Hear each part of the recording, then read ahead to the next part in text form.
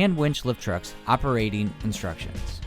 Step 1. Adjust the legs to provide the desired wheelbase. Set the brake or lock the casters. Remove the forks and lock the carriage using the pivoting carriage latch. Slowly tilt the lifter backwards until the loading wheels contact the ground.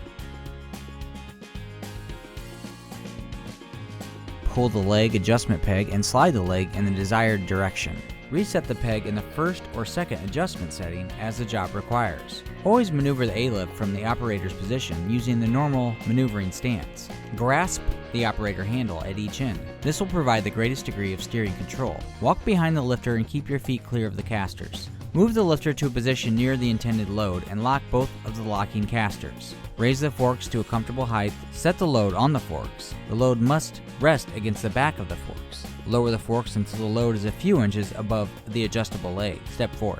Move the load to the desired location. After you arrive at the unloading destination, lock the casters or set the brakes. Unlock the winch handle and turn it clockwise until the load is positioned at a comfortable height. Lock the winch handle, remove the load, lower the forks until they are a few inches above the legs. Step 5. Return the lifter to its storage location. Engage the brakes, fold the winch handle, fully lower the forks, and set the handle latch pin to lock the winch handle.